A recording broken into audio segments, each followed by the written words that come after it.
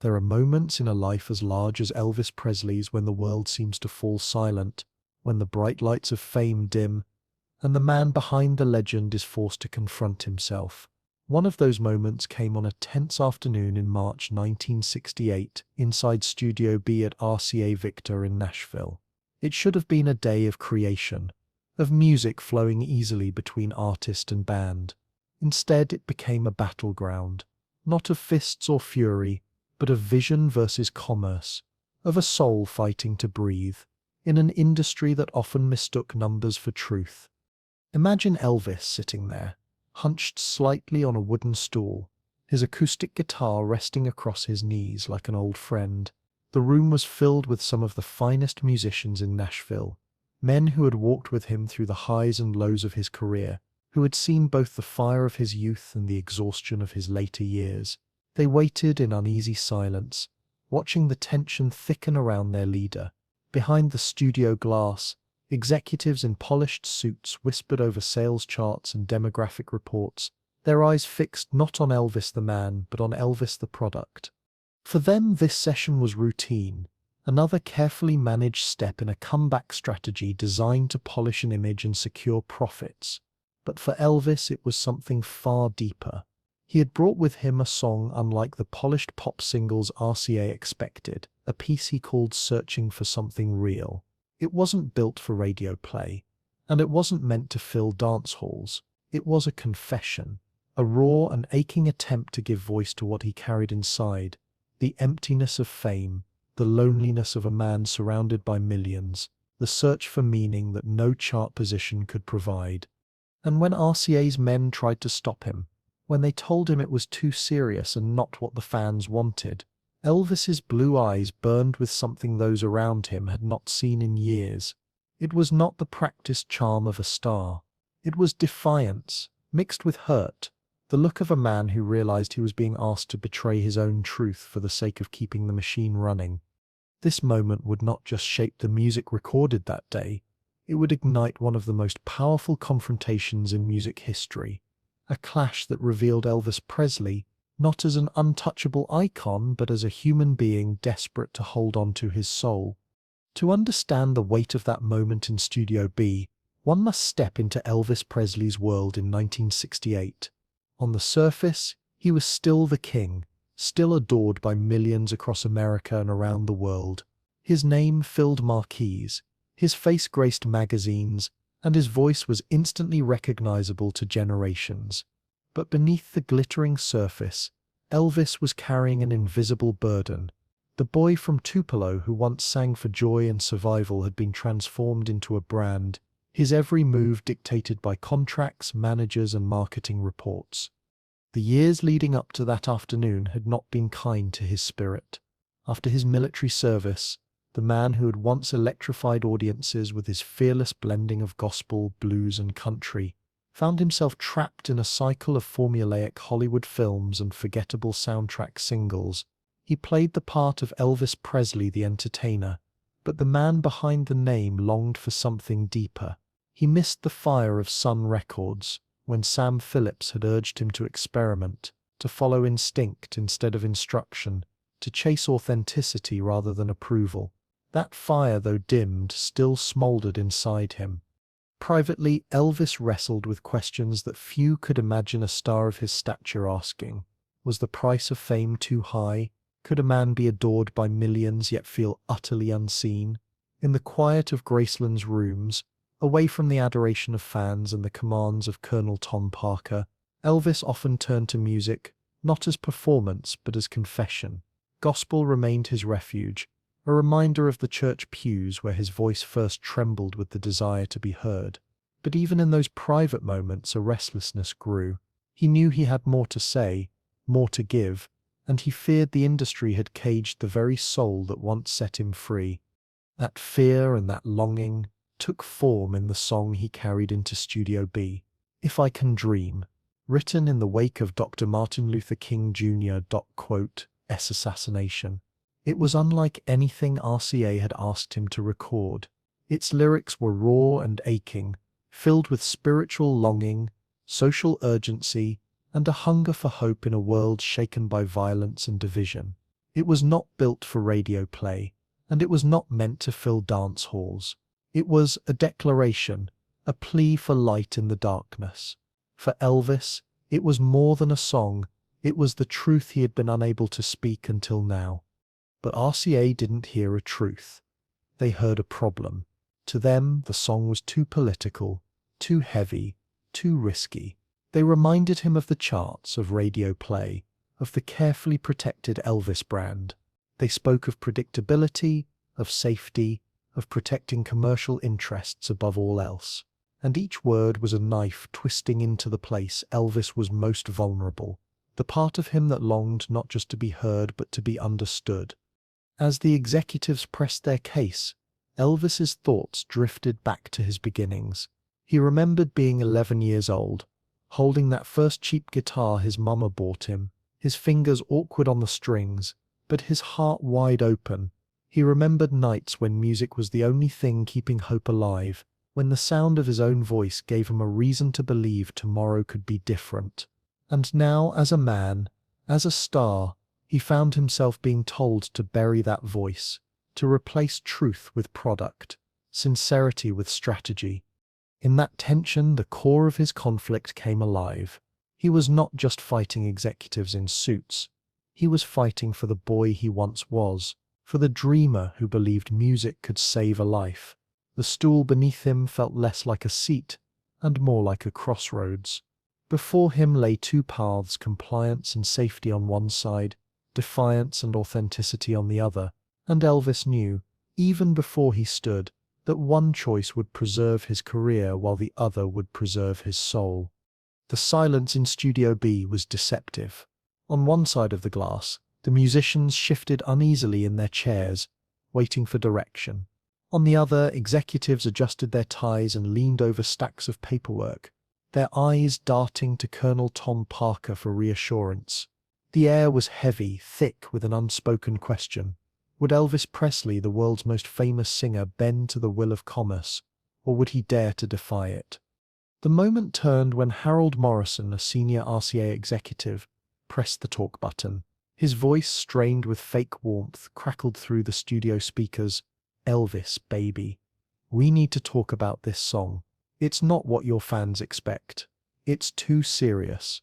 People want something they can dance to, not something that makes them sit and think." The words hit Elvis like a slap. His jaw tightened and his blue eyes, so often soft with charm, flashed with a rare anger. He raised his head slowly, letting his gaze sweep across the control room glass, as though peering into the soul of every man inside. He had heard variations of these arguments before. For years, Colonel Parker had insisted on safe films, easy singles, and predictable scripts. But to hear it now, when he was finally trying to claw his way back to honesty, was unbearable. "Harold," Elvis said, his voice steady but edged with steel, "when did you become an expert on what my fans want? Have you read their letters? Have you looked them in the eyes when I sing? They said not asking for fluff. They said asking for truth." The musicians stirred, sensing the shift. Scotty Moore's hand froze on the neck of his guitar. DJ Fontana looked down at his drums, and the Jordanaires exchanged nervous glances. They had seen Elvis passionate before, but this was different. This wasn't just about a song. It was about the core of who he was. Colonel Parker Sipp's voice cut through next, heavy with condescension. "Now hold on, son. We Sips are all on the same team here. Nobody Sips trying to stop you. We just want what Sips best for your career. Why rock the boat?" Elvis leaned forward, his hands gripping the guitar tighter. "Best for my career, or best for your pocketbooks?" His words were sharp, each one landing like a hammer strike. Behind the glass, some executives chuckled, dismissing his frustration as childish rebellion. The laughter pierced Elvis deeper than the arguments ever could. He rose from the stool deliberately, every movement a declaration. Crossing the studio floor, he approached the glass until his reflection stared back at him, larger than life. The laughter ceased. His presence alone demanded silence. "You've forgotten what music is," Elvis said, his voice carrying across the room with clarity that needed no microphone. You've turned it into soap, cereal, insurance, something to package and sell. But music isn't a product. Music is truth. It's what happens when a heart gets too full of joy, or pain, or love, or loss, and it spills over in melody, and the second you try to make it safe, you kill the very thing that gives it life. The studio froze. Even Colonel Parker, usually quick to smooth things over, sat in stunned silence. The words weren't rehearsed. They poured out of Elvis like confession, like prayer. For a man who had once felt trapped by his own fame, this was liberation. The tension was now unbearable, hanging like a storm cloud ready to break. The executives shifted in their seats, suddenly unsure of their authority. The musicians leaned forward as though watching history unfold, and Elvis stood unflinching, a man who had been pushed to the edge and decided he would no longer step back. The storm that had been building inside Elvis finally broke. His voice, no longer restrained, rang out across Studio B with the kind of authority that silenced even the most powerful men in the control room. His words were not just for Harold Morrison or Colonel Parker. They were for everyone who had ever tried to chain an artist's spirit, and for every musician who had been told their truth was not marketable enough. "You think my job is to keep radio stations happy?" Elvis demanded, his tone sharp but unwavering. "You think I came all this way to become a safe product on your balance sheets? I didn't start singing for you, and I won't end singing for you. I sing because I have to, because it's the only thing that ever made sense in my life." He paused, his gaze sweeping over the musicians who were watching with wide eyes. They weren't just session players now. They were witnesses to a moment that would echo through music history. His voice softened, but the conviction in it grew stronger. "When I was a kid in Tupelo, with nothing but a second-hand guitar and a head full of dreams, music was my only hope. It was the thing that pulled me out of the dirt and gave me a reason to believe there was more to life than hunger and hardship. And you," he turned his eyes back to the glass, his stare steady and unflinching, "you want me to throw that away so you can keep selling records that nobody remembers 5 minutes after they stop playing." The room was silent except for the low hum of the equipment. For the first time, the executives seemed small, their suits and polished shoes powerless against the raw force of a man reclaiming his voice. "I've gone along with your game," Elvis continued, his voice now resonant with both sorrow and strength. "I made your movies. I sang your singles. I let you tell me what would sell, and every time I did, I felt a little less like myself. But today," he struck his chest with his fist for emphasis, "today I realize something. Success that costs you your soul isn't success. It's failure dressed up in gold records." The weight of his words seemed to hang in the air, pressing down on everyone present. For the younger musicians it was electrifying, a reminder that music was not about safety, but about risk, about truth. For the executives, it was a threat. The golden boy who had carried their profits for over a decade was declaring independence. His voice rose, controlled yet thunderous. "Art isn't set supposed to be safe. It isn't set supposed to make everyone comfortable.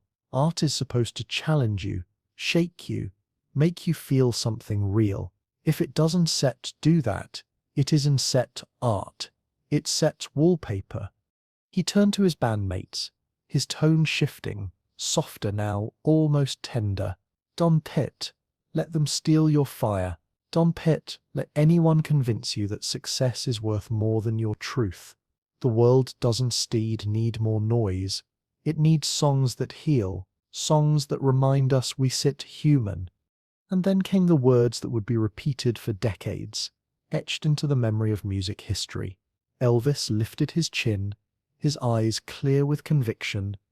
"I sit rather be a has-been who stood for something than a star who stood for nothing. Music is bigger than money.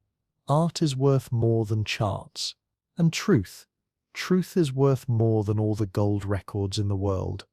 The silence that followed was overwhelming. No one in the control room dared respond. No one in the studio dared move. In that instant, Elvis had drawn a line in the sand. He was no longer their product. He was an artist reclaiming his soul.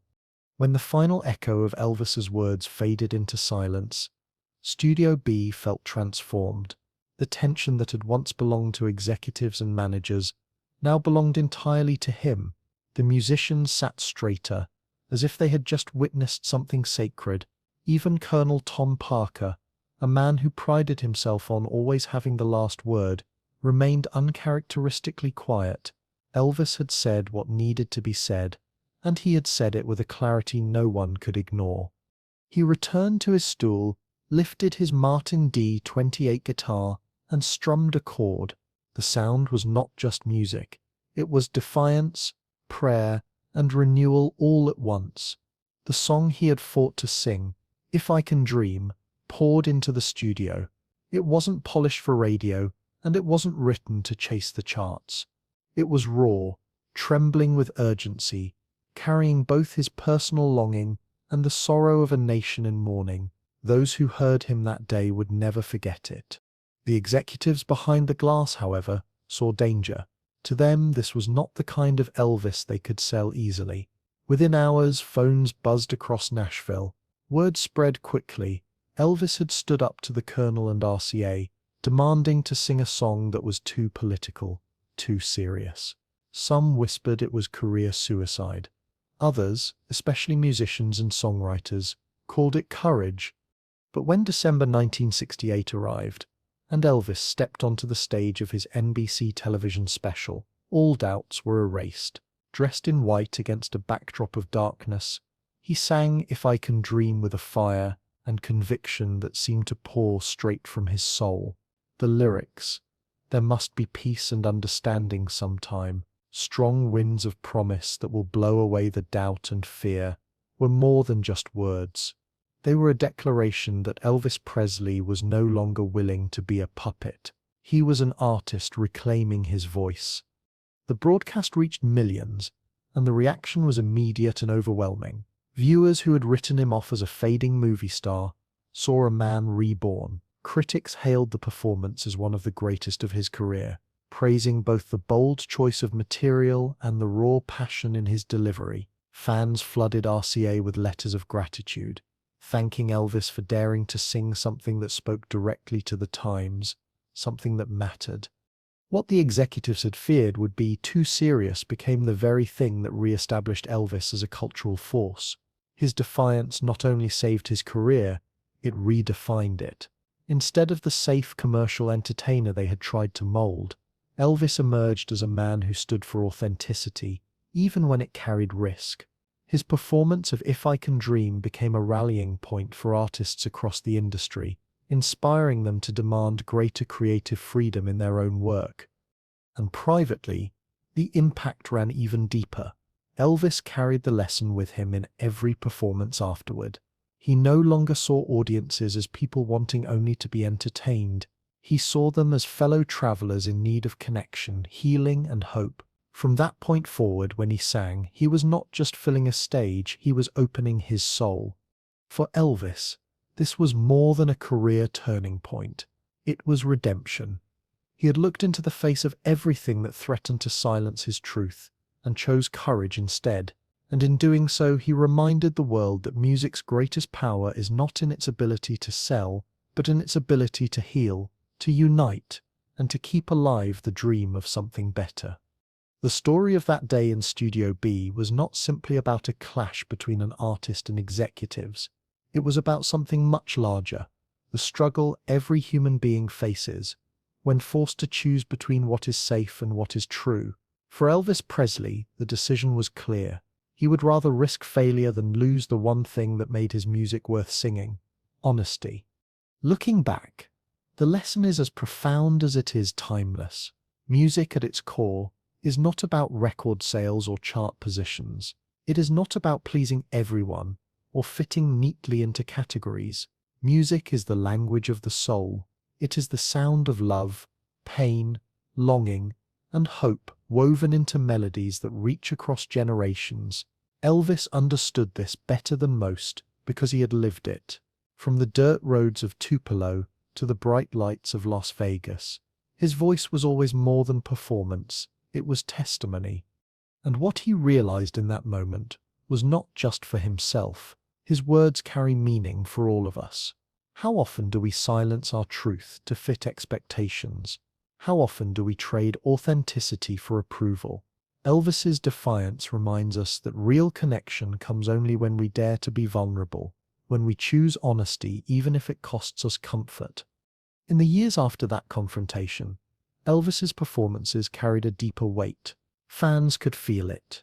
His songs became more than entertainment. They became medicine for hearts that needed healing. He reminded people they were not alone in their struggles, that someone understood, that music could be a refuge.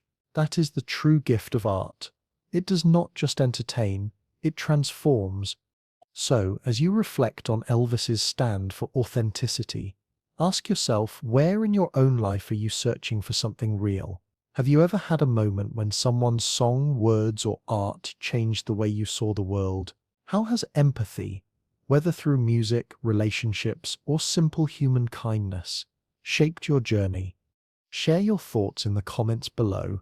Your story matters just as much as Elvis's. And if this journey through his struggle and triumph inspired you, consider subscribing to Inspiring Elvis. Together, we can keep alive the truth that Elvis stood for, that music and life itself is at its most powerful when it is real.